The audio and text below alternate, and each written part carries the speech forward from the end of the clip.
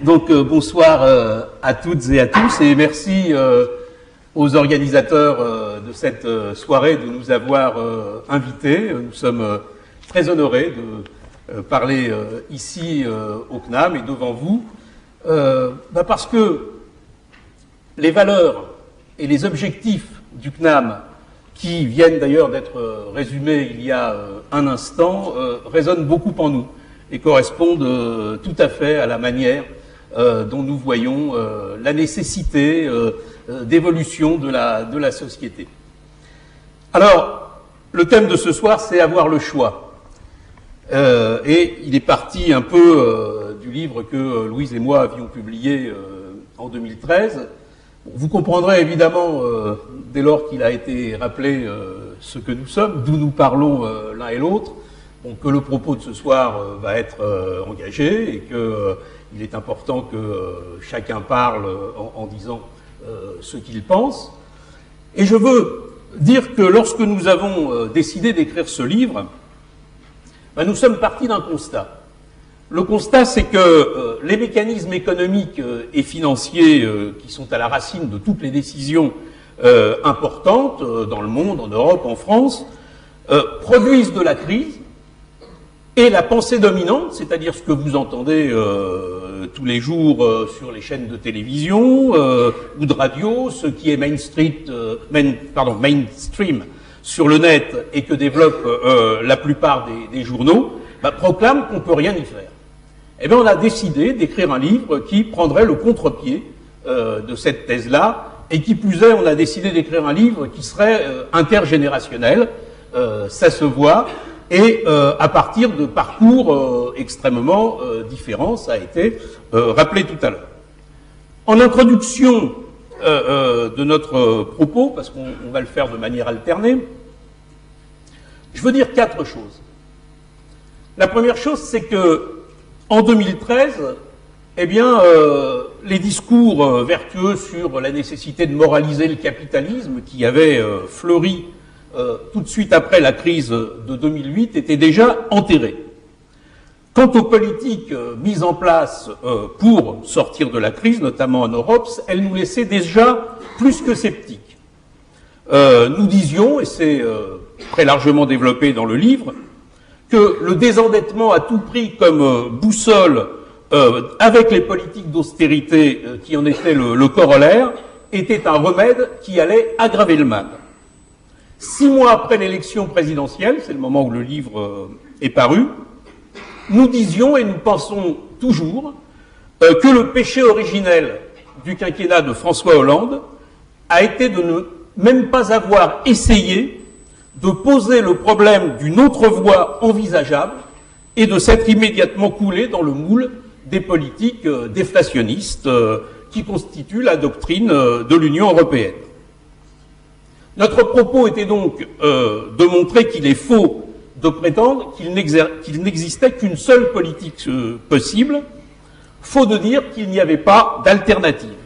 Et nous avons travaillé pour argumenter et montrer qu'il fallait emprunter un autre chemin. Nous avions d'ailleurs intitulé notre introduction « Ne croyons pas Tina ». Pourquoi Tina ? Eh bien, Tina, c'était l'acronyme forgé dans les années 80 autour du slogan constamment répété, déjà à l'époque, par Margaret Thatcher, « There is no alternative ». Ça, c'est la première idée. Deuxième idée, nous étions conscients à la sortie du livre que notre propos était à contre-courant. La thèse officielle, que ce soit au gouvernement ou dans l'opposition, était fondée sur 2 postulats.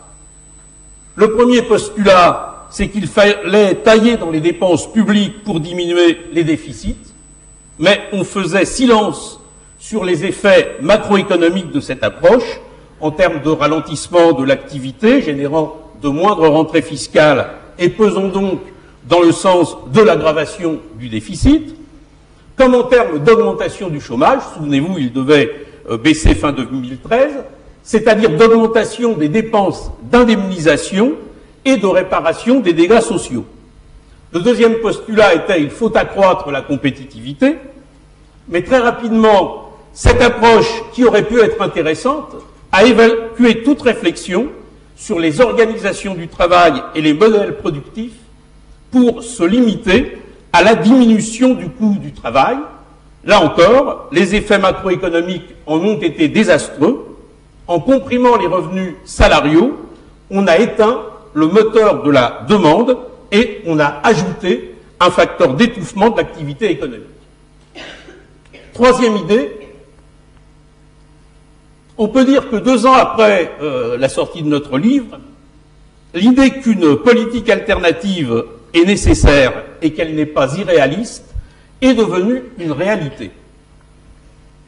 Alors il faut dire que, évidemment, dans cette période, les dégâts des orientations mises en œuvre sont tels qu'elles ont engendré une situation extrêmement dégradée, qui a débouché sur le climat assez nauséabond que nous vivons aujourd'hui, marqué par un chômage massif dont on ne voit pas le bout, une crise sans fin avec aujourd'hui de vrais risques de déflation, c'est dans toute la presse, la montée du racisme et de la xénophobie que reflète la forte influence du Front National, le discrédit profond de la politique qui met en cause en réalité la démocratie elle-même.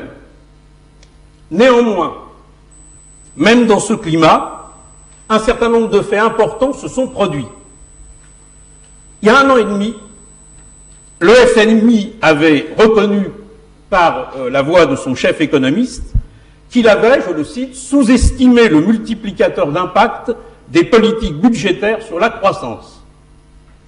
C'était un mea culpa d'apparence purement technique, mais qui, avec plusieurs mois de décalage, a été suivi par une série de déclarations du FMI et même récemment des États-Unis sur les méfaits des politiques de compression budgétaire en Europe. Deuxième fait, au début de cette année 2015, en passant par-dessus le blocage allemand, la Banque centrale européenne vient de décider un plan de rachat de 60 milliards d'euros de dette par mois pendant 19 mois, c'est-à-dire une injection totale de liquidités de 1140 milliards. 1 an avant, on nous expliquait que c'était impossible, que c'était interdit, que c'était contraire au traité, ce qui était d'ailleurs faux.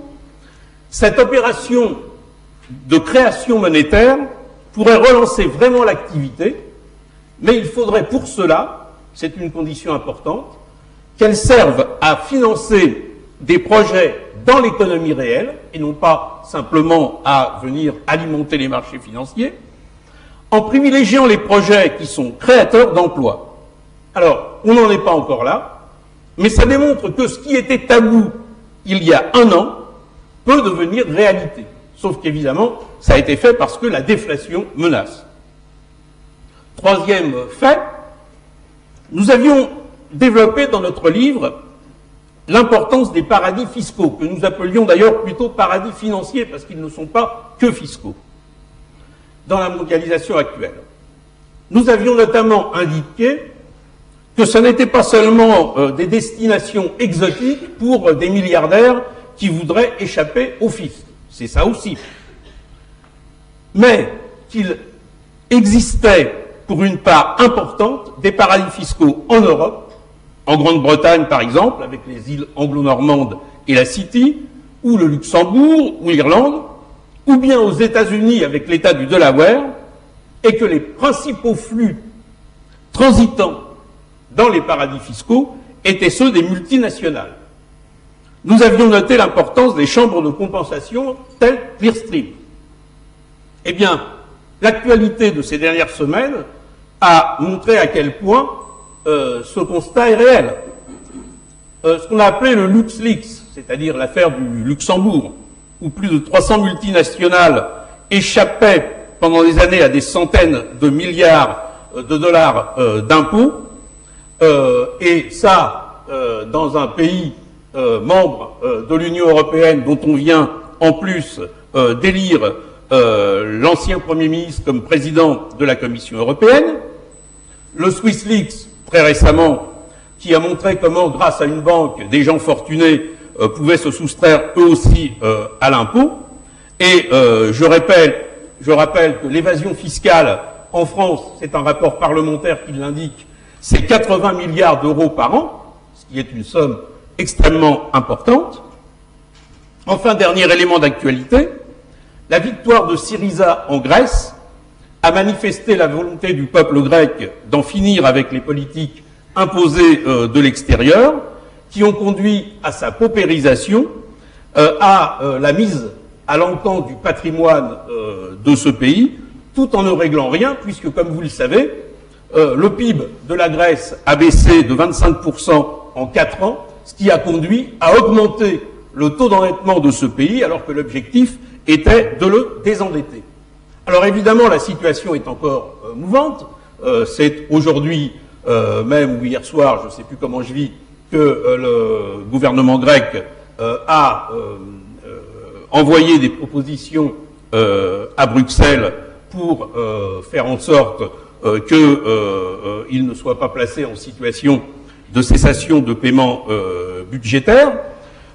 Donc on est dans une nouvelle étape. Les premiers éléments de presse démontrent que ce que va le document envoyé par le gouvernement grec est considéré comme une base de discussion, c'est-à-dire qu'il n'y a pas un refus des différents gouvernements, même s'il y a des positions différentes. On voit bien que, par exemple, l'Allemagne est très opposée à toute cette démarche, mais d'autres pas, et notamment les pays du Sud.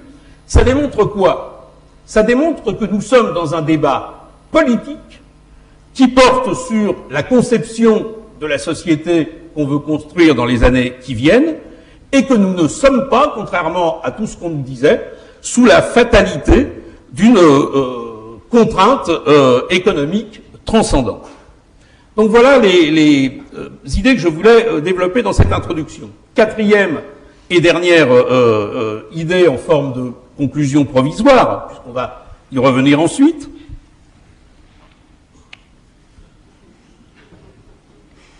Tout à fait. Ils ont dit aïe d'ailleurs, en réalité. Donc quatrième idée en forme de conclusion provisoire, puisqu'on va dire d'autres choses et qu'on y reviendra dans la discussion. Donc c'est premièrement, il y a beaucoup d'argent, contrairement à ce qu'on nous dit, mais il n'est pas utilisé là où il faut. Je rappelle un élément. Une étude du Crédit Suisse a été récemment publiée et largement popularisée par l'ONG Oxfam. Elle dit quoi, cette étude? Elle dit que sur la planète, 1% des personnes les plus riches posséderont en 2016 plus que tout le reste de la population mondiale. Et elle dit aussi qu'en 2014, les 80 personnes les plus riches sur cette planète possèdent un patrimoine égal à la moitié des moins riches, c'est-à-dire 1800 milliards de dollars. Vous voyez, vous divisez 1800 milliards de dollars par 80 et vous voyez ce que ça donne en moyenne. Deuxième idée, la création monétaire, dont on nous disait que c'était le diable, si elle est maîtrisée et orientée, est un moyen de surmonter la crise. Mais on ne l'a pas utilisée toutes ces années pour des raisons purement idéologiques. Troisième idée, on peut explorer d'autres voies et le ciel ne nous tombe pas sur la tête. L'Europe négocie aujourd'hui avec la Grèce. Est-ce qu'elle n'aurait pas été obligée de négocier avec la France? Enfin, dernière idée, il y a urgence à trouver des solutions. Merci de votre attention et je passe maintenant la parole à Louise pour une deuxième partie de cet exposé liminaire. Donc, vous m'entendez? Ouais. Bon. Alors, donc, trouver des solutions, bien évidemment, elles ne sont pas toutes à inventer, il y en a des tas qui existent déjà. Et c'est pour ça, moi, j'aimerais notamment insister sur la question des droits sociaux et des services publics pour vous montrer en quoi ces différents éléments peuvent apporter des solutions aux impasses dans lesquelles on est. Et la perspective historique, c'est-à-dire de repartir remettre en perspective historique l'évolution des droits sociaux et des services publics, c'est une manière justement de montrer l'évolution de la manière dont est posée la question sociale sociale, de montrer comment nos aînés ont dépassé des impasses dans lesquelles ils se sont trouvés et comment ça a permis de transformer en profondeur les sociétés et de permettre d'arriver aux sociétés dans lesquelles on est à l'heure actuelle. Et donc, partir du 19e siècle, quand on étudie un peu cette période, on voit quand même un parallèle très fort avec des débats contemporains, même si bien évidemment on ne vit pas dans la même époque et les défis et les enjeux ne sont pas les mêmes. Mais c'est vrai qu'il y a un moment donné où on se dit ça serait bien de connaître un peu ces débats pour arrêter de sans cesse finalement ne pas tirer les leçons du passé comme on pourrait le faire. Donc j'aime beaucoup cette phrase de Robert Castel qui dit que toute société est confrontée à l'énigme de sa cohésion et au risque de sa fracture, et que donc toute société doit essayer de trouver des régulations. Or, nos sociétés, à partir du 19e siècle notamment, ont connu des phénomènes qui les ont transformés en profondeur, comme l'industrialisation ou l'urbanisation massive, et bien évidemment les progrès technologiques. Et au XIXe siècle est né ce qui a été appelé le paupérisme, c'est-à-dire le fait que même des gens qui travaillaient et qui étaient notamment au foyer de la dynamique de modernisation vivaient vraiment dans des conditions de vie extrêmement insalubres et n'avaient pas suffisamment de moyens pour même subvenir à leurs besoins et à ceux de leur famille. Donc est né ce qu'on a appelé la question sociale et la question bien évidemment sanitaire avec les apparitions des épidémies du choléra qui ont traumatisé les Européens. Et il se trouve qu'à cette époque, le cadre conceptuel pour essayer d'appréhender ces différents problèmes, le cadre conceptuel sur la manière dont l'État doit intervenir, était ce qu'on a appelé le cadre conceptuel individualiste, du droit individualiste. Et donc, ce cadre conceptuel permet finalement de légitimer ou non et quel type d'intervention de l'État. Donc, dans le cadre conceptuel du droit individualiste, ça part donc de la philosophie des Lumières et de la logique du Code civil, du fait que les individus donc sont des êtres rationnels, indépendants, responsables, que chacun est libre de déterminer les modalités de ses actes et de contracter les uns avec les autres. Et que c'est parce que chacun poursuit son intérêt que ça va être un moteur de développement et que ça va pouvoir améliorer d'un point de vue général la société. Dans cette logique-là, dans ce cadre conceptuel-là, bien évidemment, le rôle de l'État est minimum. Il doit casser les formes séculaires d'organisation du travail, notamment les corporations, garantir le droit de propriété et les libertés individuelles et assurer quand même un minimum de sécurité qui est propice aux affaires. Mais bien évidemment, le fait d'adopter une politique sociale est complètement condamné. Ça va accroître la pauvreté, le vice et l'imprévoyance des classes populaires et alourdir la dette publique. Et bien évidemment, il ne faut pas non plus intervenir dans les rapports entre employeurs et employés parce que ça va ne faire qu'aggraver la situation. Juste en exemple, la loi de 1841, qui interdit donc le travail des enfants de moins de 8 ans, a été contestée comme une atteinte intolérable de l'État dans les rapports entre particuliers. C'est juste quand même pour rappeler l'évolution qui s'est produite en un siècle. Donc bien évidemment, le social, dans cette question-là, et notamment la manière de régler la question du paupérisme et de l'indigence, ça passait par la morale et l'économie. Donc l'indigence, parce qu'il se trouve qu'il y avait quand même beaucoup, je vous ai expliqué, c'était vraiment la phase du paupérisme, et il y avait une possibilité donc de les aider, d'aider les bons pauvres, hein. Les bons pauvres peuvent être aidés, mais pas les mauvais pauvres, on peut voir dans tous les travaux du 19e siècle. Donc les bons pauvres, c'est ceux qui sont dans l'incapacité de travailler, mais c'est pas imputable à une faute personnelle. Alors que le mauvais pauvre, c'est celui qui préfère l'oisiveté au travail et les dépenses inutiles, comme l'alcool par exemple, et qui est irresponsable et donc n'a pas de prévoyance nécessaire pour l'avenir. Donc dans le cadre des bons pauvres, donc comme quand même les malades, les vieillards, les infirmes, etc., il y a juste un devoir moral de la société d'intervenir.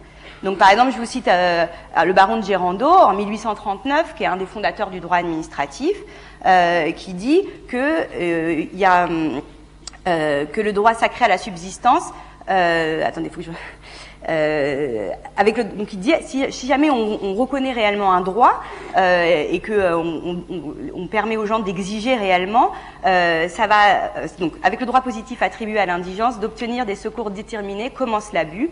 Il faut aux malheureux non la ressource des procès, non l'appui des tribunaux et les plaidoyers des juristes consultes, mais l'affection des cœurs généreux, le patronage de la vertu, les consolations. Le pauvre n'a le droit qu'à la sympathie de la classe aisée. Voilà par exemple.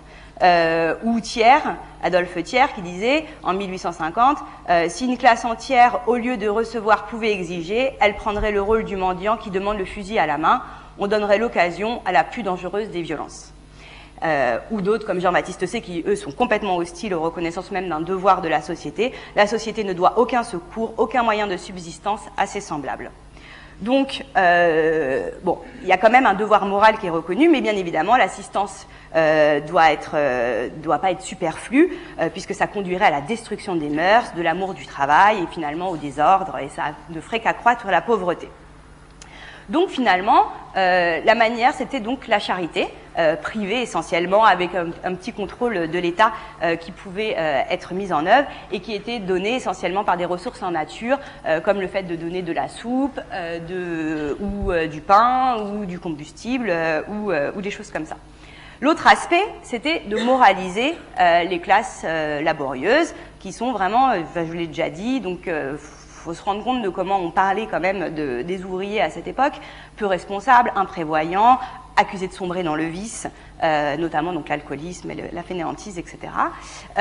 Et donc, il fallait les encourager à épargner pour prévoir, pour supporter les charges de l'avenir et gagner son indépendance.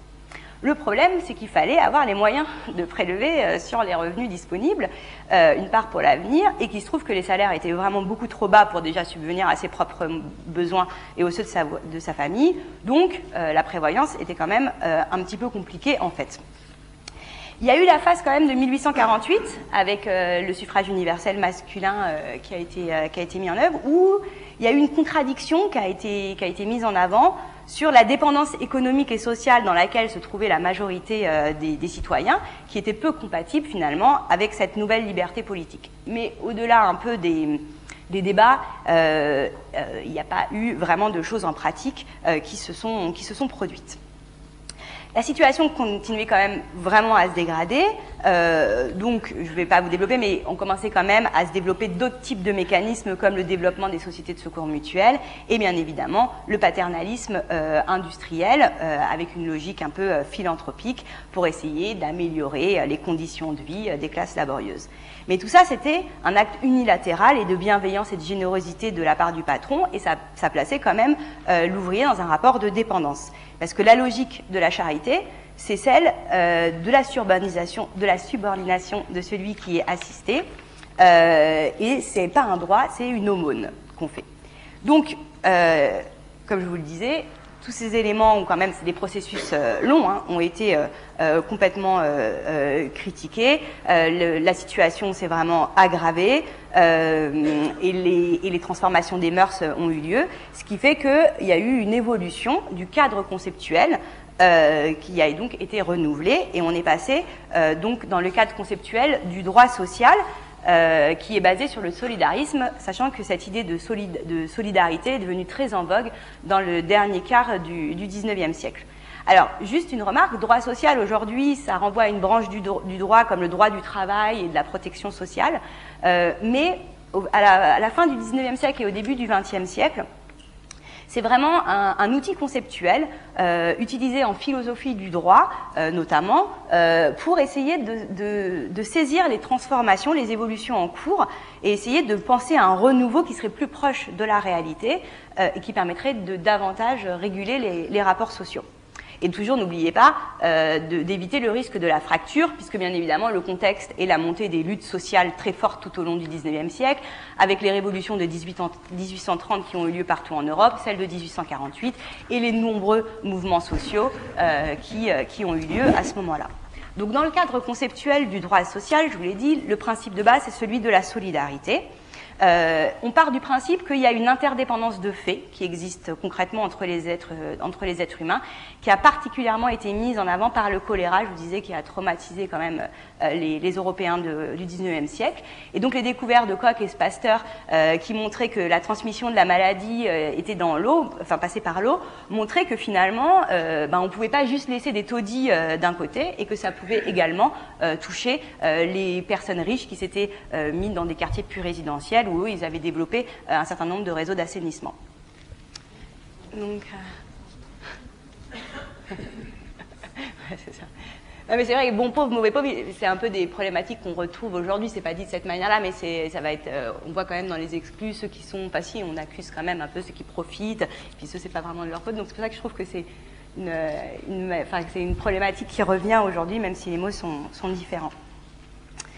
Et après, donc, il y a cette interdépendance de faits qui est prise en compte, et il y a aussi quand même la prise de conscience que les phénomènes sociaux ne découlent pas forcément de la responsabilité individuelle, mais du fait de vivre et de l'organisation de la société. Donc, par exemple, la question des accidents du travail, où dans la logique du droit civil, pour pouvoir être indemnisé, il faut pouvoir imputer une faute à quelqu'un. Le problème, c'est que quand on était victime et qu'on perdait un membre ou je ne sais quoi par une machine, c'était difficile de pouvoir imputer la faute à quelqu'un et notamment à l'employeur. Résultat, il y avait énormément de gens qui se retrouvaient sans pouvoir travailler. Bien évidemment, ils n'ont pas de, c'est pas des rentiers ou ils n'ont pas de patrimoine, donc leur seule propriété c'est leur travail, donc ils ne pouvaient pas travailler. Et donc c'était une situation d'injustice de plus en plus forte qui était ressentie. Et donc, on a commencé à développer donc un certain nombre d'éléments, et notamment, je voulais le dire plus tard, mais je l'aurais dit, la question donc de l'assurance obligatoire en matière d'accident, et donc de pouvoir être indemnisé, même si c'était une faute de l'ouvrier. C'est une évolution énorme de la manière de pouvoir régler les problèmes qui se posent et qui sortent complètement de la logique du droit civil et donc du cadre individualiste dont je vous avais parlé au départ. Mais pour revenir sur la question donc des conditions de vie et de travail donc de la majorité, à la fin du XIXe siècle est devenue vraiment consensuelle l'idée que l'État doit intervenir pour fournir un minimum, parce que l'administration est la seule qui finalement a suffisamment d'autorité, de continuité et de ressources pour pouvoir organiser cette assistance. Donc va se développer des lois qui seront des fois discutées pendant des dizaines d'années. C'est pour ça quand ils disent 2 mois c'est trop long pour discuter une loi, c'est vrai que c'est rigolo quand on connaît un peu la Troisième République. Donc par exemple celle de l'assistance médicale gratuite pour les malades privés de ressources en 1893, le système de secours pour les vieillards de plus de 70 ans ou les invalides en 1905, et après l'organisation de secours qui s'étend aux enfants, aux femmes en couche, aux familles nombreuses, etc. À la veille de la Première Guerre mondiale, il y a vraiment un vaste réseau d'assistance obligatoire avec des ressources avec des ressources mises en place, un budget mis en place pour pouvoir assurer cela, mais uniquement à l'heure actuelle, plutôt pour les pauvres encore, pour les gens qui ont des ressources insuffisantes. La protection va quand même évoluer, ne va pas être uniquement celle d'aider les plus pauvres, mais aussi d'aider les plus faibles, avec donc le développement du droit du travail, ou bien évidemment, je vous avais parlé de la loi de 1841, finalement après on va quand même descendre en 1874, commencer l'âge légal du travail à 12 ans, réglementer le temps de travail, etc., etc. Si vous voulez, on y reviendra, mettre le repos du dimanche, etc. Donc l'État intervient aussi pour réglementer les rapports entre employés et employeurs. Il y a aussi le développement des syndicats, donc il faut savoir que c'était interdit et qui sont réellement autorisés en 1884, ce qui permet d'autoriser finalement la défense collective d'intérêts communs par une organisation de rapport de force qui vient en contrepoids à la puissance économique du patronat. Donc ça aussi, ça sort, et le développement des conventions collectives qui s'imposent au contrat. Donc là, vous voyez, on sort complètement de la logique du droit individualiste et de l'importance du contrat pour rentrer dans d'autres types de rapports juridiques. Donc tout ça pour vous dire que ce passage de la logique de la charité à celle de droit et donc un droit, ça veut dire qu'on peut en exiger le respect, qu'on ne fait que demander l'application de la loi, c'est pas une tolérance, on n'est pas en train de quémander quelque chose à quelqu'un, on fait respecter la loi, et on peut, donc comme je vous l'ai dit, aller, si jamais elle n'est pas respectée, aller devant les tribunaux et notamment mettre en cause la responsabilité de la personne publique qui n'assume pas les prescriptions inscrites dans la loi. C'est une véritable évolution et une véritable transformation de la société et de la manière de réellement être citoyen. Et je trouve que c'est quand même important de le rappeler, puisqu'on est aujourd'hui tout le temps en train de nous dire que finalement le droit du travail, les droits, il y en a beaucoup trop, c'est finalement des lourdeurs, c'est quelque chose qui sert à rien, qui finalement vient nous plomber, nous empêche d'être compétitifs, etc. Mais finalement, quand on se replace dans une perspective historique, c'est aussi une manière, et surtout une manière d'améliorer les conditions et d'être des individus égaux et des citoyens égaux dans une société qui se dit démocratique et qui a concrètement transformé les conditions de travail et la vie des gens. Maintenant, sur beaucoup de droits sociaux, donc on va dire, là je vous ai parlé du droit du travail et essentiellement de l'assistance, mais ça va être le droit à l'éducation, le droit à l'assainissement, etc. Tous ces droits-là, il suffit pas de les affirmer, il faut mettre en place l'organisation nécessaire permettant de pouvoir les concrétiser en pratique. Et il se trouve que le développement des services publics a été réellement une manière de concrétiser un certain nombre de droits. Alors, les services publics, on les définit donc comme l'ensemble de toutes les activités qui sont considérées par la société comme étant d'intérêt collectif et comme répondant à des besoins fondamentaux, qui doivent donc être accessibles à tous. La fondamentaliser, ça veut dire que c'est pas réservé à une catégorie d'individus, mais c'est censé, tous les individus doivent pouvoir y avoir accès, et ils sont fondamentaux, c'est-à-dire qu'on estime que c'est les standards minimums de vie, donc une société estime. Donc bien évidemment, ils sont évolutifs et c'est le résultat de construits sociaux. Et la spécificité de ces besoins qui doivent être accessibles à tous, c'est que l'initiative privée ne permet pas de satisfaire, de permettre cette universalité d'accès et finalement de répondre à l'ensemble de ces besoins. Donc c'est pour ça qu'on a développé un traitement spécifique. Donc là aussi, bon, je pense que je suis déjà très longue, mais il y a vraiment toute une évolution historique où vraiment, à la fin du XIXe siècle, au début du XXe siècle, ça devient quelque chose de normal, de consensuel, de l'importance, de la nécessité de développer de tels services.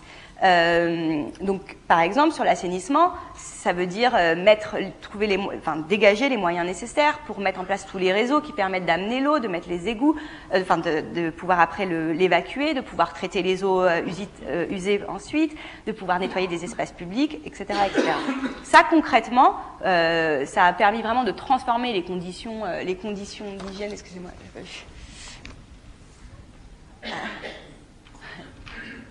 Oui. J'espère que c'est plus clair peut-être que ce que j'ai dit moi, de voir bien la différence entre les deux logiques. Donc voilà, donc vraiment ce développement donc du réseau d'assainissement qui au départ se fait, comme je vous dis, dans des quartiers résidentiels, réservés quand même aux personnes qui ont les moyens de pouvoir le payer. Finalement, on va le développer et l'imposer, alors dans un long processus, hein, bien évidemment, l'imposer partout, et ce qui va vraiment considérablement améliorer les conditions d'hygiène, assurer une sécurité sanitaire et jouer bien évidemment un rôle dans le développement du confort. Aujourd'hui, couper l'eau courante chez quelqu'un, ça suscite quand même l'émoi et la protestation.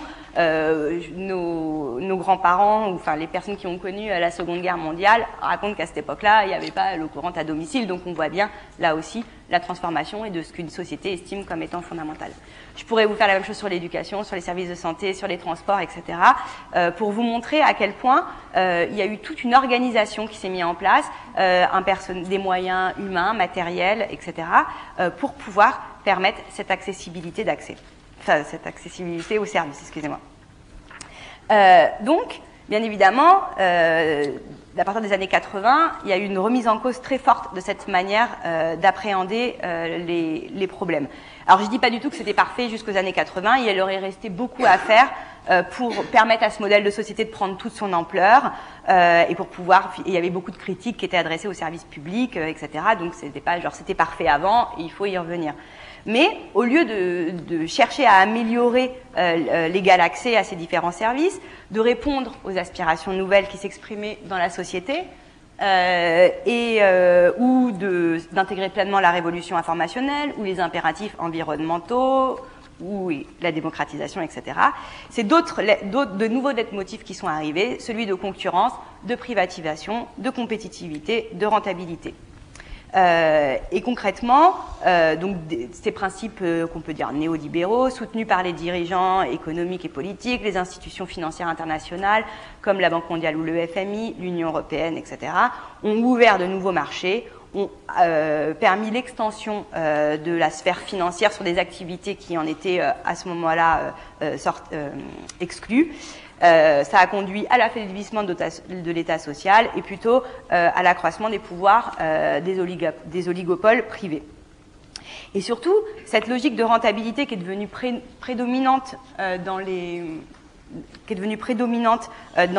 services publics, on voit aujourd'hui qu'il y a moins de services publics qui permettent moins de réduire les inégalités et d'améliorer les conditions de vie, que plus finalement le critère de la solvabilité devient prédominant, plus on est appréhendé comme consommateur, plus il faut avoir les moyens de les payer et moins cette égalité d'accès existe. Et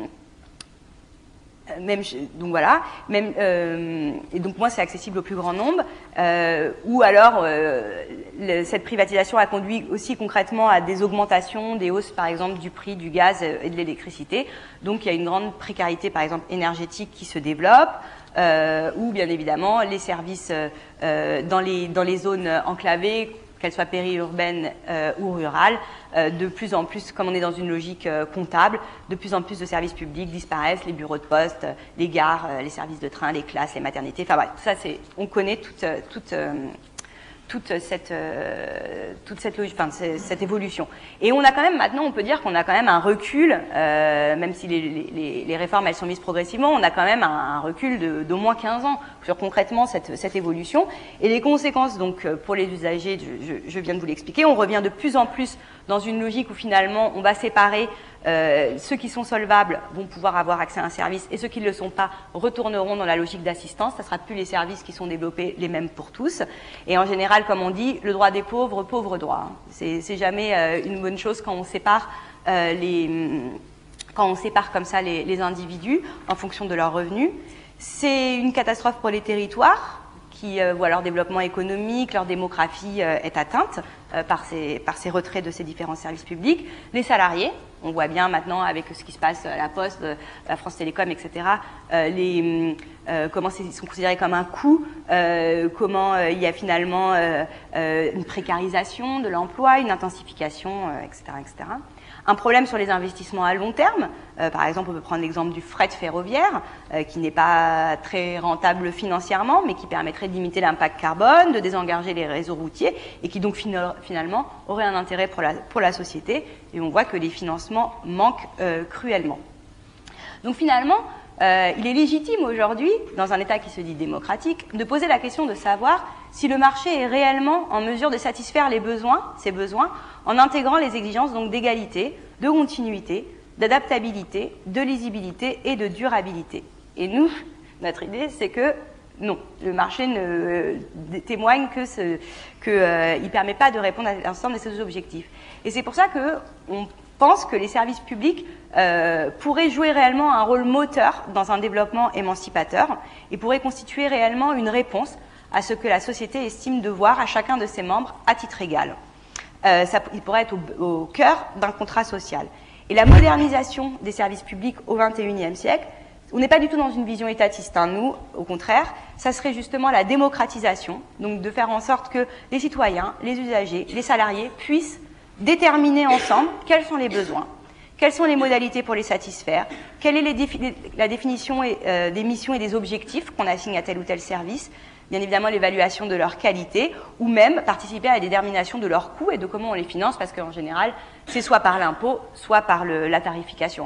On est soit contribuable par l'impôt, soit en tant qu'usager. La deuxième, c'est quels sont donc les nouveaux besoins que l'on estime comme étant fondamentaux et où l'initiative privée et la logique du marché de la concurrence est insatisfaisante pour pouvoir y répondre. La question de l'activité bancaire, aujourd'hui, par exemple, pourrait poser la question de savoir si on ne devrait pas l'ériger en service public. Celle de la petite enfance, celle de la perte d'autonomie des personnes âgées pourraient, par exemple, être des nouveaux besoins qui pourraient être satisfaits par les services publics. Et bien évidemment, la réponse aux enjeux environnementaux. Les services publics pourraient constituer quelque chose qui nous appartient à tous, qu'on pourrait utiliser pour effectuer la transition énergétique. Ainsi modifiés, donc les services publics pourraient devenir des laboratoires d'expérimentation et d'innovation démocratique, des lieux de coopération, des lieux où on fait converger les différents efforts pour dégager des solutions justement alternatives. Et donc, ils peuvent être un levier puissant pour améliorer vraiment les conditions de vie de chacun, de transformer les rapports sociaux et de prendre en compte le long terme. Et donc, pour nous, ça pourrait être vraiment un pilier important dans un processus visant à dépasser le mode capitaliste et productiviste dans lequel nous vivons. Mais il y a bien évidemment d'autres dimensions à un développement émancipateur. Voilà, alors si vous le permettez maintenant, en une dizaine de minutes, je voudrais, après ce qu'a dit Louise, donner un bref aperçu de quelques idées de notre livre. Bon, le livre fait plus de 500 pages, donc il n'est pas question d'essayer de le résumer, mais plutôt de donner quelques coups de projecteur. D'abord, nous insistons sur le fait qu'il est essentiel d'arrêter de confondre les moyens et les fins. La finalité de toute action, ça doit être le progrès humain dans toutes ses dimensions. Et toutes ces dimensions, c'est celle du bien-être, de la satisfaction des besoins et des principales aspirations de la société. C'est celle du vivre ensemble, qui implique évidemment le respect mutuel, mais aussi la justice sociale et le combat contre toutes les discriminations et pour l'égalité. Celle de la durabilité, qui nécessite d'intégrer la préoccupation écologique dans l'ensemble des activités humaines. Celle de la culture, qui détermine la capacité de comprendre le monde dans lequel on vit et qui permet de communiquer avec les autres. Celle de la démocratie, qui est à la fois un élément déterminant du développement humain, mais qui est en même temps le moyen de résoudre les problèmes et de prendre des décisions de manière pacifique et civilisée. C'est une idée clé du livre. L'argent, l'économie ne sont que des moyens au service de ces fins, alors qu'aujourd'hui, nous en avons tous l'expérience, c'est le contraire qui domine. J'en ai parlé dans mon propos liminaire et Louise y est revenue. Donc on a consacré toute une partie des 5 parties de notre livre à cette idée. Ensuite, on a essayé de montrer ce que devrait être un nouveau mode de développement social, écologique et solidaire, mode de développement que nous avons qualifié de développement émancipateur, ce qui est en quelque sorte la concrétisation de l'idée selon laquelle c'est l'humain qui doit être au cœur de toute la démarche. Pour illustrer ça, je voudrais dire quelques mots des alternatives, de quelques-unes des alternatives que nous proposons d'emprunter. Elles tiennent en 5 verbes. Définanciariser, relocaliser, démocratiser, durabiliser, je sais que c'est un barbarisme, mais et coopérer. Alors, définanciariser. Il s'agit de se fixer pour cap de dissuader l'utilisation des moyens financiers à des fins spéculatives ou déconnectées de l'économie réelle, et il s'agit à l'inverse de favoriser, de soutenir les initiatives créatrices d'activités utiles ou d'emplois ou porteuses de progrès écologique, social ou sociétal. Il faut avoir à l'esprit quelques ordres de grandeur dont on ne parle jamais. Pour rester sur des chiffres concernant la France, le montant des dividendes distribués et des intérêts versés aux banques par les entreprises, ça représente 300 milliards d'euros par an, c'est-à-dire plus de 15% du PIB. Il faut comparer ce chiffre, 300 milliards d'euros, au montant des investissements matériels des entreprises, qui n'est que de 197 milliards, ou bien au montant des cotisations sociales des employeurs, qui est de 157 milliards d'euros. Il est donc abusif et erroné de ne focaliser l'attention que sur le coût du travail, comme on le fait depuis plusieurs années, et comme on le fait avec le pacte de responsabilité ou le crédit d'impôt compétitivité emploi, qui sont des mesures non ciblées et sans contrepartie réelle en matière d'emploi. Je rappelle que sur les 50 branches professionnelles qui existent, 2 branches seulement ont signé des accords dans le cadre du pacte de responsabilité.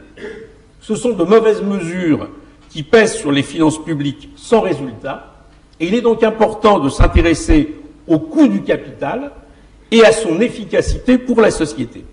Donc nous pensons que plutôt que de faire des exonérations de cotisations, eh bien il faudrait remplacer ça par un système de crédit sélectif conditionné à l'atteinte d'un certain nombre d'objectifs d'emploi ou de progrès environnemental, et qui permettrait par exemple à la BPI, à des fonds régionaux, de prendre en charge toute ou partie des intérêts des emprunts, comment dirais-je, signés par les entreprises auprès des banques.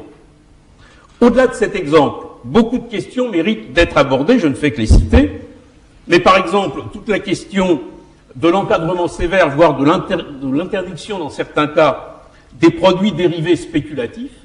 Il faut savoir qu'aujourd'hui, 93% des transactions journalières sur les marchés financiers ne portent pas sur l'économie réelle, mais portent sur cet échange de produits dérivés. C'est des montants absolument incroyables, hein, 637 000 milliards de dollars il y a 2 ans. Mais ces produits dérivés spéculatifs, il faut rappeler qu'ils sont à l'origine de la crise de 2008, avec notamment la titrisation, les CDS, etc. Enfin, je ne peux pas rentrer dans les détails, mais on n'en a pas tiré les conséquences. Il faudrait aussi limiter de manière drastique ce qu'on appelle le flash trading par une vraie taxe Tobin. Le flash trading, c'est l'opération qui consiste à jouer sur le fait que l'essentiel des transactions se fait de manière électronique et qu'on peut jouer à la milliseconde sur les différences de cours existants entre des produits boursiers sur les différents marchés internationaux. Il faudrait aussi interdire les dark pools. Les dark pools, ce sont des marchés, comment dirais-je, totalement dérégulés qui ont été inventés par les marchés financiers pour échapper aux régulations. Il faudrait lutter effectivement contre les paradis fiscaux. Une étude montrait récemment que les fonds des seules multinationales américaines placées dans les paradis fiscaux, c'est 2000 milliards de dollars, c'est-à-dire à peu près le PIB de la France. Et il y aurait un grand développement à faire sur la question des critères d'efficacité appliqués dans les entreprises, qui conduisent aujourd'hui à privilégier le court terme et la rentabilité la plus forte et la plus rapide possible, au détriment des stratégies de développement à long terme. La deuxième idée, c'est relocaliser. Il s'agit de lutter contre 2 phénomènes pervers. D'abord, la logique du dumping social qui conduit à la délocalisation massive des productions et à des dégâts environnementaux considérables en termes d'émissions de CO2. Il s'agit également de favoriser le développement des territoires, les circuits courts, la proximité des producteurs et des consommateurs. Je suis désolé, mais j'arrive pas à le voir d'ici. Voilà.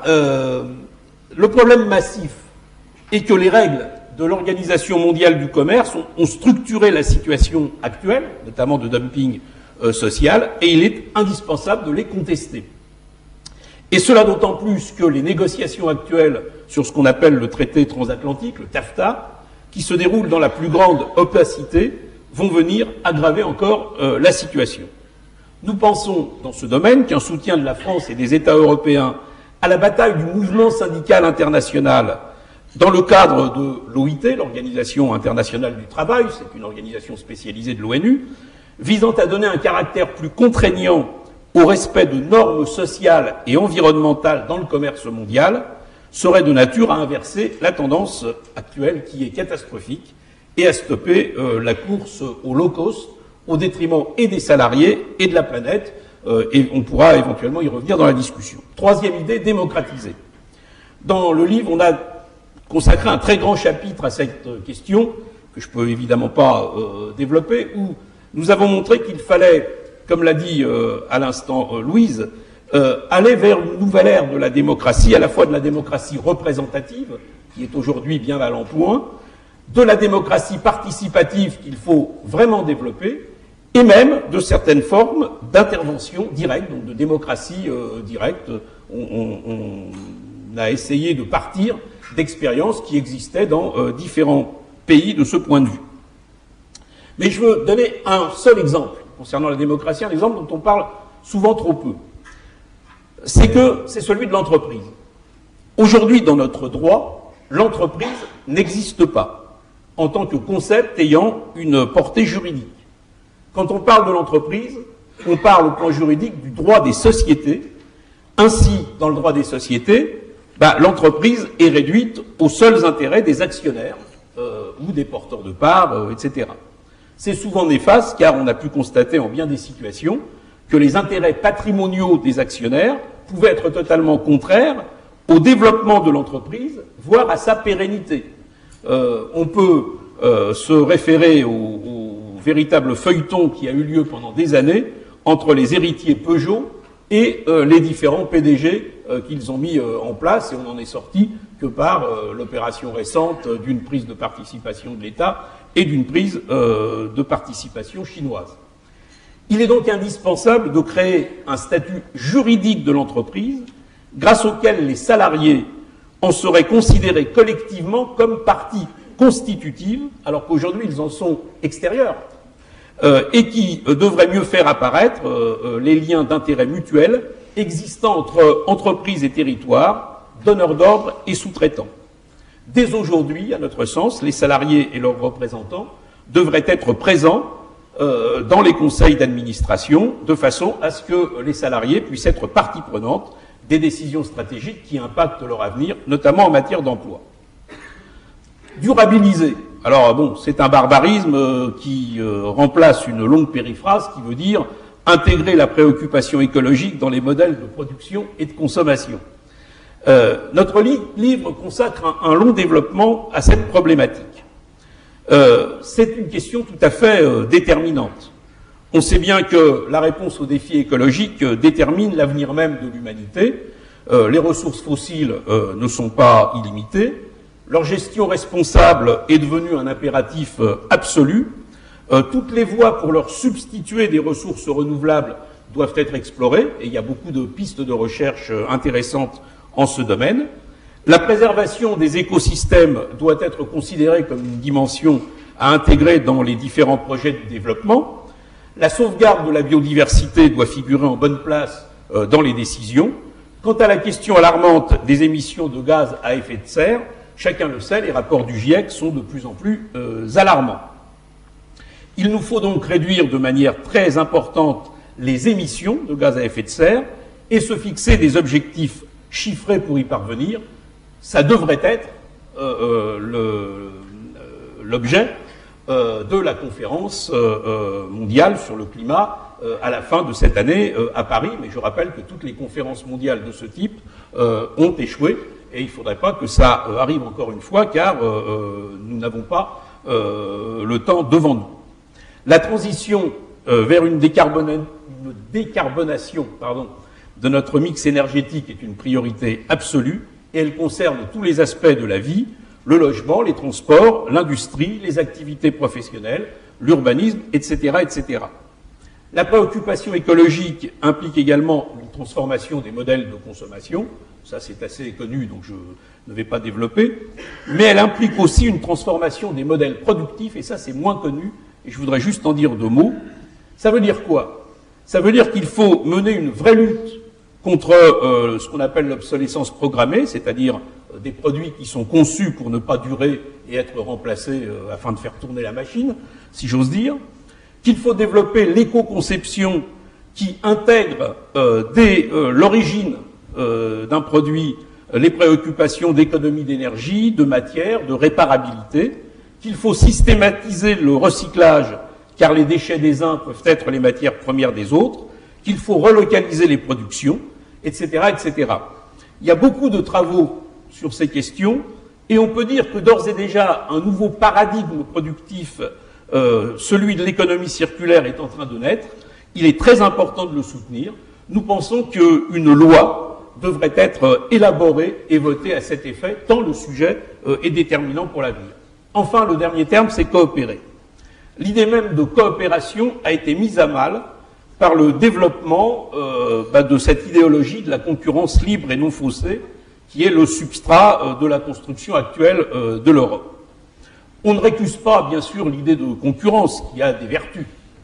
Mais ce qu'on conteste, c'est l'idéologie qui considère que la concurrence est le seul moyen de régulation acceptable, que le marché est à lui tout seul générateur d'équilibre optimal, et donc il faut en tout lieu et en tout temps traquer et pourfendre tous les accords entre entreprises qui pourraient être assimilés, enfin qui sont assimilés à des distorsions de concurrence.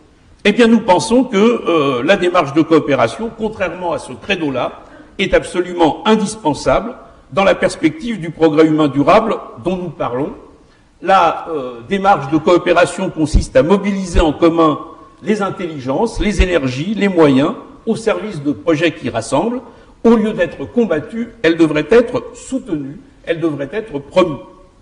Il fut un temps, il faut s'en rappeler, où l'Europe était extrêmement active en matière de coopération.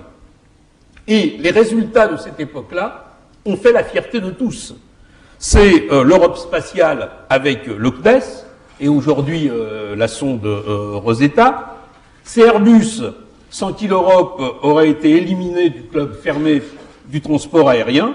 Sur un plan plus large que l'Europe, car c'est une coopération mondiale exemplaire, c'est le CERN de Genève qui a permis récemment la découverte du boson de Higgs.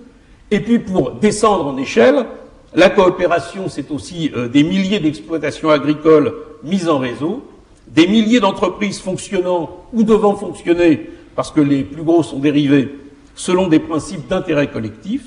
Nous pensons que c'est une voie d'avenir, une voie de transformation positive de la société, et nous ne nous contentons pas d'affirmer un principe abstrait, nous avançons des propositions.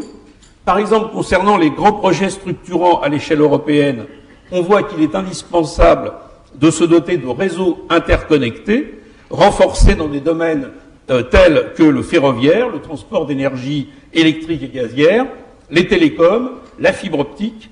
Il en va de même, par exemple, en ce qui concerne des projets tels que les motorisations électriques des véhicules. Oui, c'est ça. Je disais, il en va de même en ce qui concerne des projets tels que la motorisation électrique des véhicules. Plutôt que d'agir chacun contre les autres, comme c'est ce qui se passe aujourd'hui, est-ce qu'il ne serait pas plus judicieux que les grandes firmes automobiles mettent en chantier des programmes de coopération? Même chose en ce qui concerne le stockage de l'énergie, et notamment de l'énergie électrique. Et puis on pourrait parler aussi de l'organisation de tous les acteurs d'une filière, ou bien des coopératives qui doivent être soutenues et développées. Par exemple, comment empêcher tant de PME de disparaître faute de repreneurs. Et nous proposons à cet égard qu'il y ait un droit de préemption des salariés pour la reprise de leur entreprise en coopérative s'ils le souhaitent. Et nous pensons également qu'il faut favoriser leur accès au crédit, aux coopératives, et obliger les banques à jouer leur rôle. On a vu très récemment comment les ex-Lejabi, les atelières, finalement, n'ont pas pu continuer de vivre du fait que les banques n'ont pas répondu à leurs devoirs. Et puis enfin, il y a tout un foisonnement d'initiatives à faire connaître, telles que la finance solidaire, les Fab Labs, les circuits courts, les AMAP, etc. Dans le livre, nous en citons de nombreuses. À notre sens, tout cela constitue la trame d'une société nouvelle qui est en train de naître dans la société actuelle. Alors, parce que je pense que là, vous commencez à être un peu fatigué, mais l'ampleur des mutations donc, sont très importantes. On pourrait avoir l'impression que finalement c'est décourageant de tout mettre, de mettre ça en œuvre, mais il faut aussi se rendre compte de l'impasse dans laquelle on va. Et là, je crois que ça sert à rien de revenir sur le bilan. De plus en plus, on fait le bilan d'un point de vue environnemental et donc sur la question de la survie même de notre espèce. La question, comme je disais tout à l'heure, de la fracture de la société dans laquelle on va. Si jamais on fait rien, on peut tomber vraiment dans des jours tumultueux avec la haine de l'étranger ou de la personne qui est différente. Donc finalement, nous, on reste convaincus que on est pour le moment, on est encore dans des États démocratiques où la légitimité du pouvoir repose sur le fait que le pouvoir appartient au peuple. Et donc, en tant que peuple, nous avons le droit de discuter du souhaitable et il faut revendiquer le droit de discuter du souhaitable. Et quels sont les objectifs que l'on veut atteindre et dans quelle société on veut évoluer. Est-ce qu'on veut évoluer dans une société où c'est la compétition de chacun contre chacun, où dans chaque aspect de notre vie, il va falloir qu'on calcule pour voir si c'est notre coût-avantage qui est le meilleur, etc. Est-ce qu'on a envie de passer cette énergie-là de cette manière-là? Est-ce qu'on a envie est-ce que l'important c'est d'être le plus fort et d'écraser les autres, etc. Est-ce que c'est ça qui permet finalement réellement d'avancer et de rendre les gens heureux? Et ça, c'est quand même quelque chose de légitime pour pouvoir en discuter. Et donc sur ce qu'on a un peu développé notre idée, ce sur quoi on essaye qu'on aimerait mettre dans le débat. Et ce qui est sûr, c'est que notre point de vue, c'est qu'il faut rompre avec la logique dominatrice du profit roi et du court terme, et que vraiment la question de la démocratie renouvelée doit être développée. Ce aussi sur quoi on veut insister, c'est que les alternatives existent dans le réel. Et il y a des choses bien évidemment qu'on peut inventer, l'imagination humaine et l'intelligence est sans borne, mais on peut vraiment s'appuyer sur des expériences qui sont là, il faut les faire connaître, il faut les mettre en rapport les unes avec les autres. Et donc pour terminer, je voudrais citer cette phrase d'Edgar Morin qui dit que tout commence par une déviance qui se transforme en tendance et qui devient une force historique. Et donc, en élargissant le cercle déjà des personnes déjà convaincues par le fait qu'on a le choix et qu'on peut réellement mettre en avant des politiques différentes, on pourra ouvrir largement le champ des possibles et même redonner du sens et de l'espoir à une société qui n'en a plus beaucoup. Voilà, cette fois-ci c'est terminé.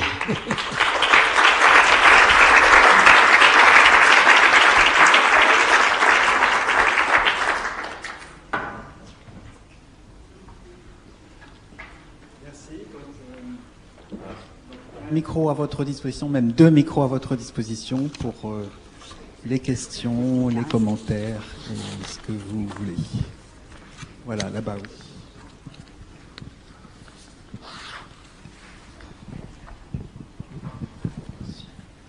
Excusez-moi, je vais vous provoquer un peu. Bien sûr. C'est très beau tout ça, mais la question que je me pose, c'est comment fait-on pour éviter de passer du discours du Bourget au 49.3 ? Comment fait-on ? On prend plusieurs questions ? Oui, on peut en prendre plusieurs, oui, si vous voulez. D'accord, oui. Très bien. Alors moi, ce sera 2 questions. Vous parlez de dépasser le mode de production capitaliste pour aller vers un mode émancipation. Mais comment on peut y arriver tout en toujours pensant par la production. Toujours production. Donc ça, c'est la première chose. Et puis, vous avez parlé aussi de l'économie circulaire. Seulement dans l'idée de la coopération et puis durabiliser. C'est ça, oui, durabiliser. Mais peut-être, vous dites qu'il faudrait faire une loi au niveau de ça. Mais on voit avec l'économie solidaire que il y a eu secrétariat d'État, il y a eu des lois, mais ça ne fonctionne pas. À chaque fois, ça n'a pas fonctionné.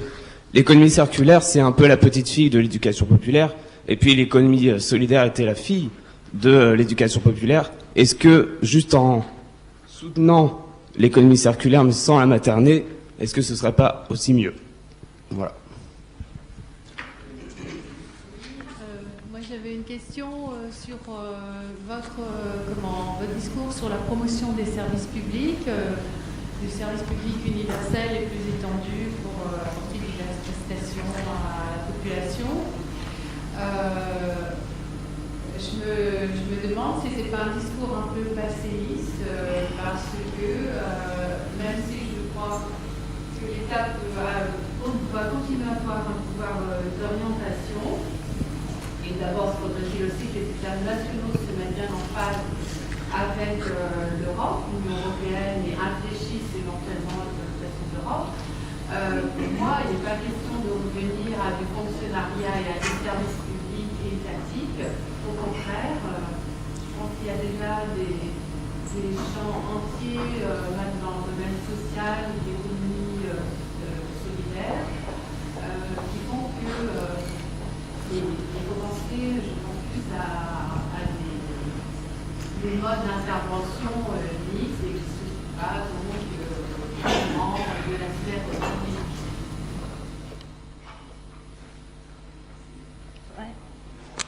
On y va? Bon, je vais commencer.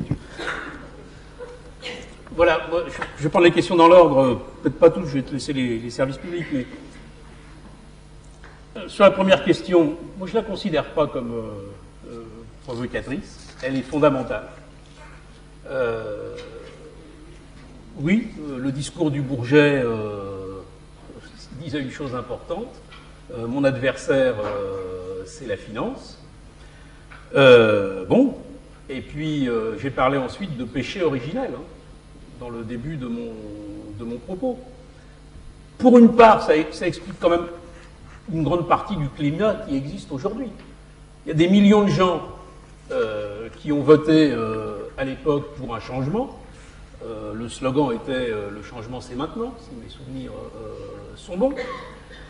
Et puis finalement, en quelques semaines, parce que ça n'a pas été très long, le président de la République, aussitôt élu, se rend en réunion à Bruxelles. Il disait qu'il allait transformer ce qui était d'actualité à l'époque, c'est-à-dire le traité budgétaire européen, qui est un véritable carcan pour un carcan de politique d'austérité, il faut appeler un chat un chat. Il est allé là-bas, et au lieu de défendre une position qui consistait à dire « je viens d'être élu et le peuple français veut des réorientations politiques », eh ben, il s'est contenté de la rédaction d'un petit texte qui disait « il faut de la croissance en Europe ». Bon, point barre. Mais une fois qu'il a eu le texte sur « il faut de la croissance en Europe », qui était un texte qui ne voulait strictement rien dire, c'était des généralités que tout le monde a signées des deux mains, ce qui est resté, c'est le traité budgétaire et c'est les politiques d'orientation néolibérale. Donc évidemment qu'une grande partie de la population se sente trompée, trahie, etc., dégoûtée de la politique, considère que tous les hommes et femmes politiques sont des menteurs et qu'on soit dans la situation qu'on connaît aujourd'hui. Bah oui, c'est vraiment pas étonnant.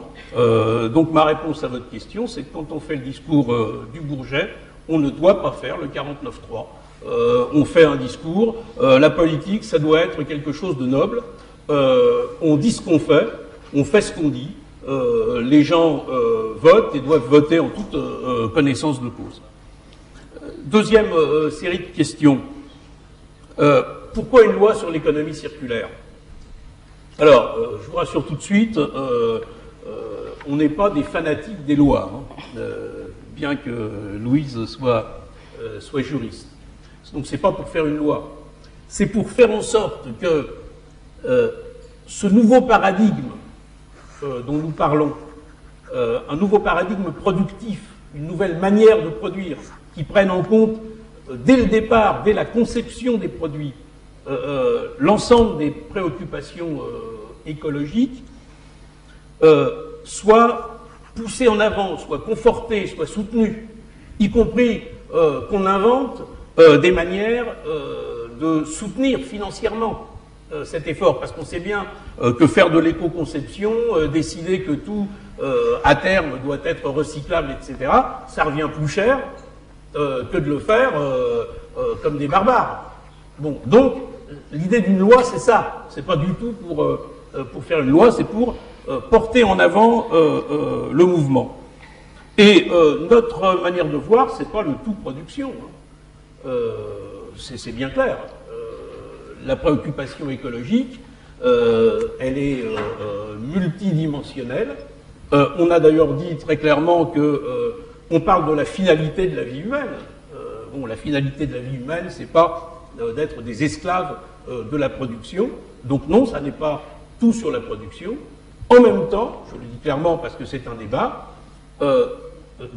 oui, nous considérons que la production est quand même nécessaire, parce que pour répondre aux multiples besoins, il ne faut pas se la raconter, il faut produire.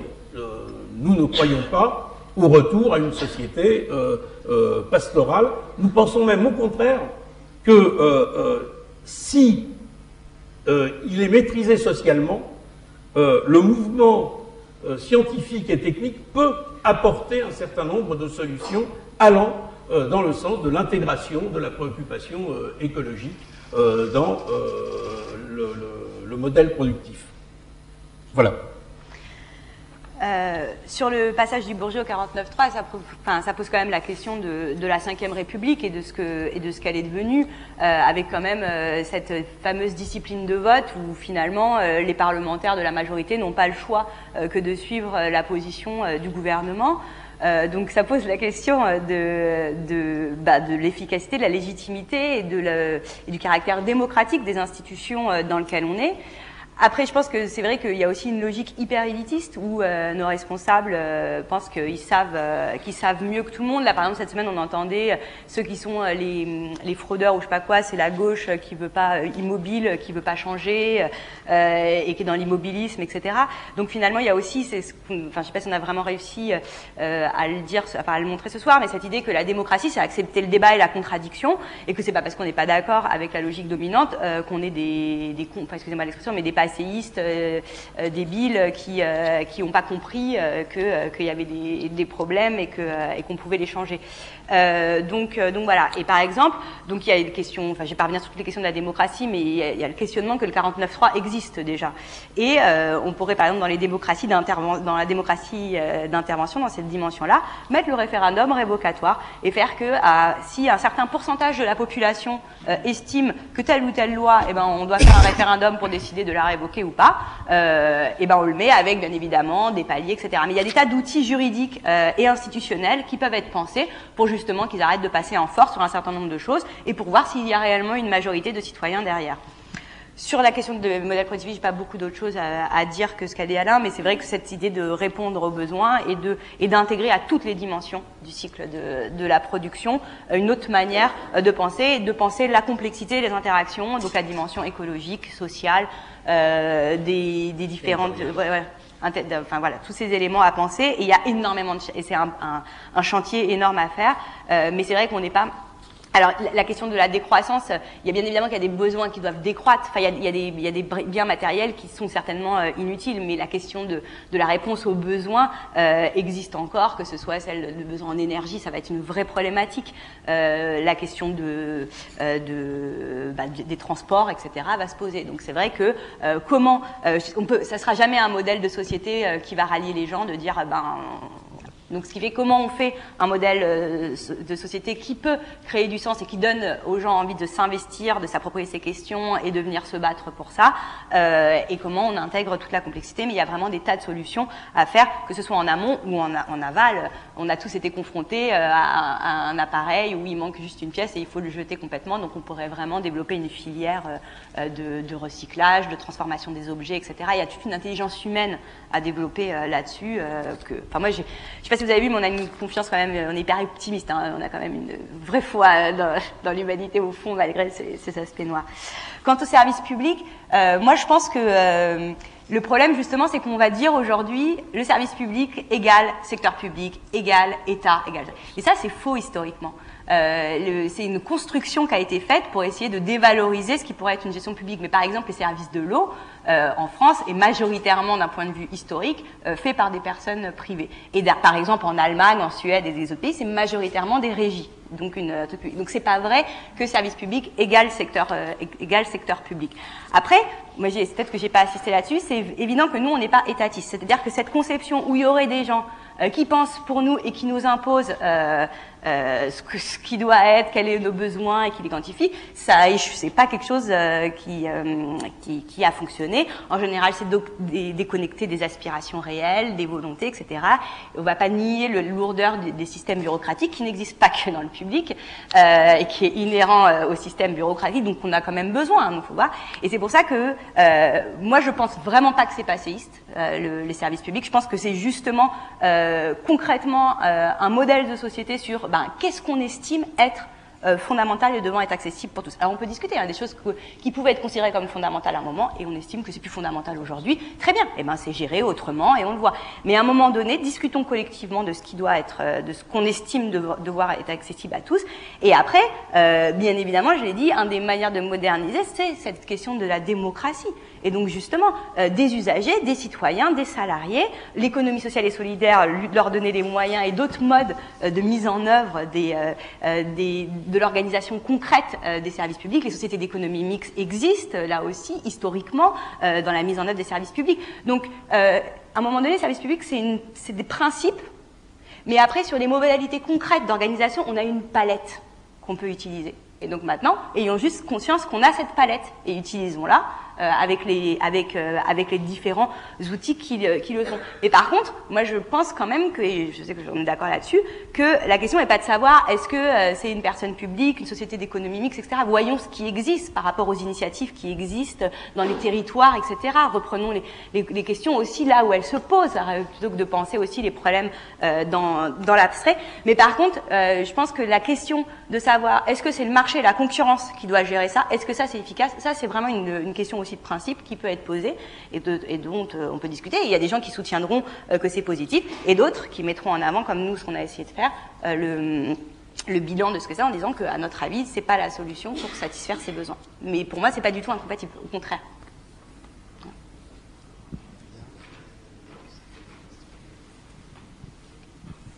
Oui, je vous remercie vraiment de proposer autant d'éléments positif et prospectif, parce que finalement tout le monde est tellement dans la nausée que ça fait du bien un peu d'optimisme quand même. Et je me posais la question de se dire mais en Europe quand même, on n'est pas un pays fort, je dirais a priori très défavorisé. N'aurait-on pas les moyens effectivement de proposer des idées et de ne pas subir le diktat d'autres continents, parce que j'ai pas l'impression qu'on vit vraiment pour nous effectivement depuis quelques années. On est en train de saper nos bases et nos valeurs, et je pense que c'est quand même très louable de tenter d'affirmer quelque chose et de ne pas forcément de se faire marcher dessus par le diktat de la finance, quoi. Je pense que ça mérite quand même de tenter des propositions et peut-être d'affirmer une identité européenne, parce que je crois que quand on parle Europe, je suis pas sûr qu'on ait une vraie définition de ce que ça veut dire et que on se fait plutôt phagocyter, quoi.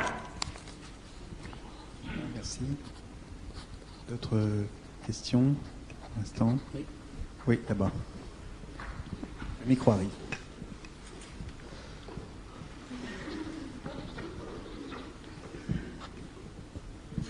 Oui, bonjour. Je voudrais savoir ce que vous pensez du revenu universel.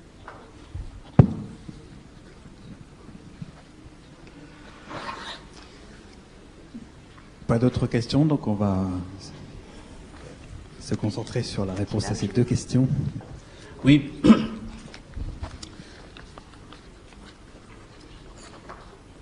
Bon, d'abord sur la question de l'Europe, mais monsieur, je vous rejoins totalement. Nous avons les moyens de faire tout autre chose en Europe. On a essayé de le dire. Il est faux de dire qu'il n'y a pas d'argent. C'est totalement faux. Bon. Sauf que l'argent, il n'est pas utilisé là où il devrait l'être. Souvenez-vous d'ailleurs, au plus fort de la crise, 2008-2009, mais vous avez vu comment les différents États ont réussi à sortir des milliers de milliards de dollars pour faire en sorte que le système reparte. C'est d'ailleurs de cette manière-là, je ne veux pas être long, mais qu'on a transformé une dette privée en dette publique. Ça a été ça le mouvement. Parce que les milliers de milliards de dollars dont nous parlons, ben, c'était le trou laissé par l'éclatement de la bulle spéculative des produits dérivés et notamment des subprimes. Bon, donc cet argent, on voit bien qu'il est là, qu'il existe. Le problème, c'est que depuis 1986, l'acte fondateur, c'est ce qu'on a appelé le marché unique européen. Il y a eu une réorientation de l'Europe sur la base de ce qu'on appelait à l'époque le paradigme néolibéral.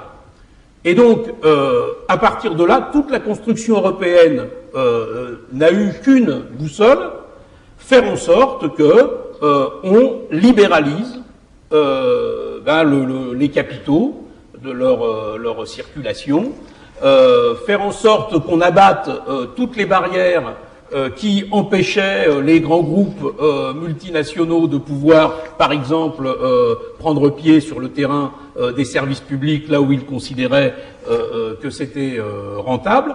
Et on s'est mis à traquer tout ce qui pouvait ressembler à des projets communs entre pays, entre entreprises qui pouvaient être positives au nom de la distorsion de concurrence. On a été dans cet engrenage, à tel point que la construction européenne, qui est une très belle idée, nous sommes, je parle en notre nom à tous les deux parce qu'on a discuté de multiples fois, nous sommes profondément européens. Oui, il faut que les différents pays d'Europe avancent ensemble, coopèrent, aient des projets ensemble, etc., etc. On a transformé cette belle idée en quelque chose qui est ressenti par l'immense majorité des gens comme une espèce de père fouettard qui, à chaque fois qu'il prend une décision, c'est une décision qui va dans le mauvais sens. À une époque de ma vie, j'ai fait du cabinet ministériel. Enfin, c'était délirant. Je me souviens que nous avions l'idée de faire avancer, comment dirais-je, de la même manière qu'il y avait l'idée d'une harmonisation pour les, comment dirais-je, les réglementations des marchés financiers. Bon, on avait voulu nous faire avancer l'idée au nom du gouvernement français qu'il devrait y avoir une réglementation allant vers une harmonisation vers le haut des conditions sociales. On nous a dit « Ah non, c'est pas possible, Bruxelles ne veut pas, l'Europe ne veut pas, etc., etc. » Donc ça, c'était ce qui était positif, on nous disait que c'était pas possible. En revanche, dès lors qu'il y avait quelque chose que nous considérions comme négatif, on nous disait « Oui, mais là, on est obligé d'y passer, c'est l'orientation de l'Union européenne. » Il faut vraiment changer l'orientation fondamentale de cette construction européenne. On a les moyens de le faire, et je dirais que avec toutes ces limites, ce qu'on appelle le quantitative easing en bon français, c'est-à-dire les 1140 milliards de dollars injectés par la Banque centrale européenne, ça pourrait être bien. Ça pourrait être bien. J'ai un peu des doutes, parce qu'aujourd'hui, ça se fait sans aucune condition. Donc le plus probable est que ces sommes, ce rachat de dettes d'État et privés, donc qui fait de la création monétaire pour que l'activité reparte, ça va aller directement sur les marchés financiers, et le risque, c'est une nouvelle bulle spéculative. En revanche, si on dirigeait, on fléchait cet argent vers des projets dans l'économie réelle, créateurs d'emplois et avec un conditionnement environnemental, ça pourrait être excellent. Donc on voit que c'est très concret. On peut faire des choses comme ça. Voilà. Sur le revenu universel, on n'en a pas tellement discuté, je ne sais pas, d'ailleurs on va dire chacun ce qu'on en pense. Comment dire ? Bon, l'idée selon laquelle aucune personne dans la société ne doit être laissée sans revenu, sans... ça, c'est une idée qui nous semble absolument évidente. Bon. En revanche, considérer que la base du développement de la société peut exister en dehors du travail, moi, personnellement, je ne suis pas d'accord avec cette idée. C'est-à-dire que je pense que ça peut être valable pour des gens qui, aujourd'hui, n'ont pas de travail, mais qu'il faut tout faire pour créer les emplois nécessaires afin qu'ils puissent retrouver un emploi, parce que je pense vraiment que le travail est un élément de socialisation fondamentale et qu'en plus le travail est la source de la création des richesses, donc de la possibilité de subvenir aux besoins de la société. Et c'est en cela que je pense que le revenu universel, c'est pas la bonne solution. Ça doit être ce qui est universel, c'est qu'aucune personne dans la société ne soit laissée sans capacité de subvenir à ses besoins. Alors sur l'Europe, bon, vous allez dire, je reviens toujours sur les services publics, forcément, je bosse dessus. Mais l'un des trucs, l'un des éléments que je veux montrer, enfin démontrer ma thèse, quoi, c'est justement de sortir de cette idée qu'il y aurait une spécificité française en matière de services publics et que donc on serait les seuls à avoir développé des services publics et que donc on devrait s'adapter au droit communautaire. Et le droit communautaire, ce serait le droit un peu commun à l'ensemble des pays et nous, on serait juste le petit village gaulois tout seul là qui fait les choses très différemment des autres et qu'on devrait vraiment s'adapter. Ça c'est vraiment, donc vous avez compris que je travaille sur les services publics et sur l'histoire, donc je reviens au 19e siècle et je fais 7 pays d'Europe.